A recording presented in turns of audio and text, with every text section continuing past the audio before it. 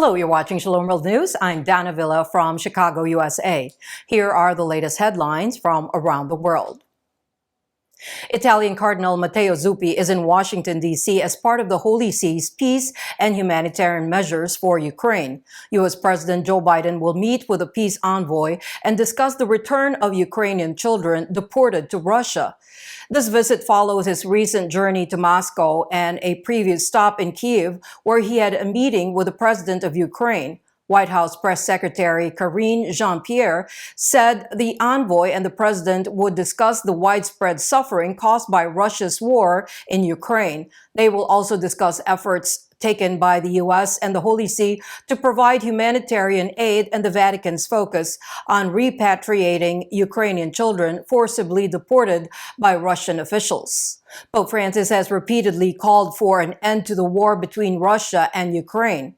However, the Holy Father has desisted from ostensibly condemning Moscow to maintain diplomatic neutrality as the head of the Vatican City State. On Sunday, July 16, Bishop Joseph Strickland of the U.S. Diocese of Tyler, Texas, and Archbishop Salvatore Cordileone of San Francisco, California, jointly denounced a statement purportedly from Strickland that appeared to support schism. A photograph from the alleged statement that went viral on social media earlier this month appeared to indicate that Bishop Strickland was in favor of a, quote, separation from the Bergoglian sect, end quote, which is a clear allusion to a schismatic split from the Holy See.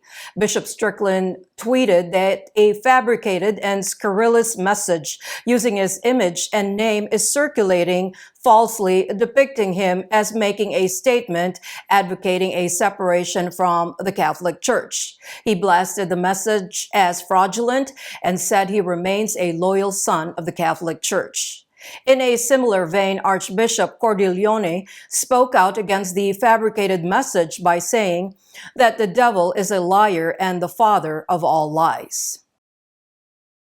The death toll in South Korea caused by days of torrential rain has risen to 40, including a dozen people who died in a submerged underpass. Since Thursday last week, heavy rain has pummeled the central and southern regions, with the rainy season reaching its peak. President Yoon Suk-yeol pointed out that the failure of the authorities to follow disaster response protocol as the cause of the rise in the death toll.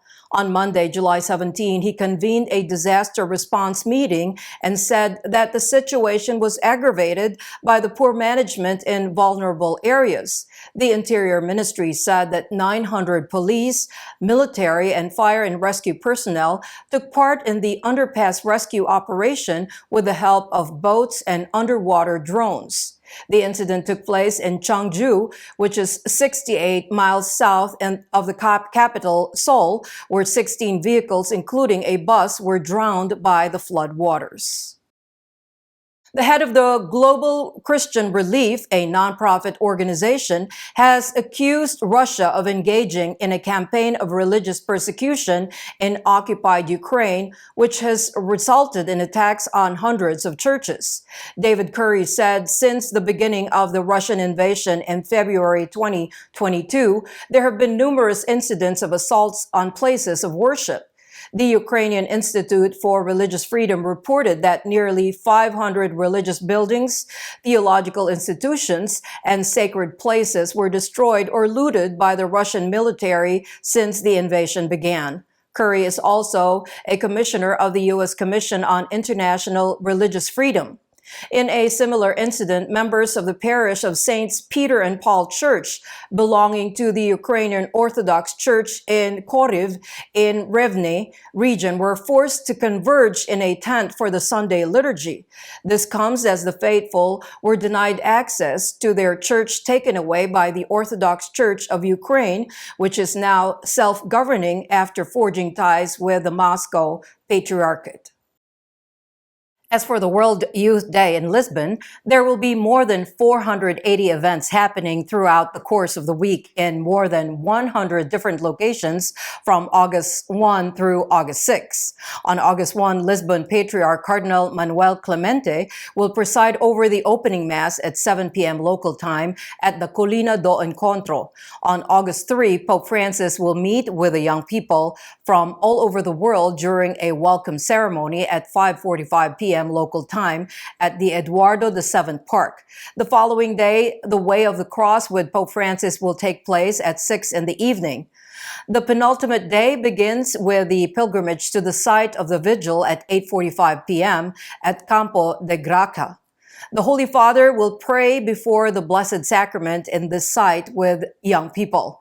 On the final day, the missioning Mass will be held once again at Campo de Graca at 9 a.m. Pope Francis will also meet volunteers at 4:30 p.m. to thank them for their collaboration with this much-anticipated mega event. In another news development, the Vatican and Communist Vietnam are expected to take a big step towards establishing full diplomatic relations. There are reports of finalizing a deal later this month when Vietnamese President Vo Van Thuong makes a visit to the Vatican. For more than a decade, the Holy See has been requesting Vietnam for permission to set up a nunciature. It was only last year that an agreement was reached in principle. The papal nuncio to Singapore, Archbishop Marek Zalewski, handles the additional charge of Vietnam. The envoy makes occasional working visits to Hanoi with the approval of the communist government. There are 7 million Catholics in Vietnam out of a population of about 95 million.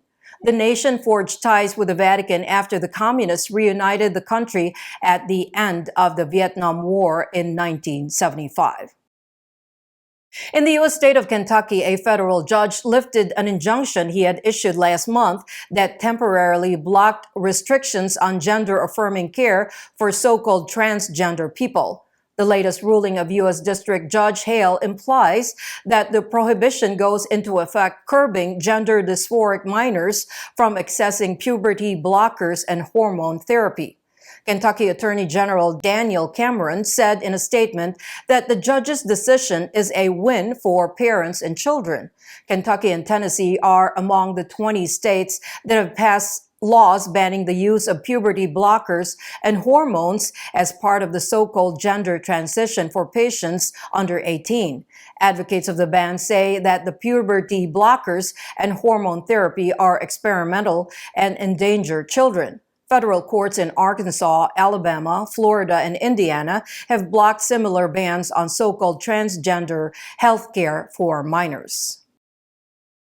Still in the U.S. state, in Iowa, a judge on Monday, July 17, temporarily blocked the fetal heartbeat ban just a few days after Governor Kim Reynolds signed it into law. With Judge Joseph Strickland issuing an injunction, abortion is once again legal in Iowa for up to 20 weeks of gestation while the court examines the constitutionality of the new law. The law signed by Reynolds prohibits almost all termination of pregnancies once a fetal heartbeat is detected around the 6th week of pregnancy. It only permits an abortion in cases of incest, rape, if the fetus has abnormality, or if the pregnancy puts the health of the mother in jeopardy. On the other hand, the governor has promised to fight the issue all the way to the state Supreme Court. She said the abortion industry's attempt to thwart the will of state residents and the voices of elected representatives continues today. The United Nations Assistance Mission in Afghanistan, or UNAMA, has said the Taliban authorities in Afghanistan are still arbitrarily detaining and arresting people who they believe to be members of opposition forces or are journalists. They are also restricting women's access to work and education, said UNAMA in its latest report for May and June.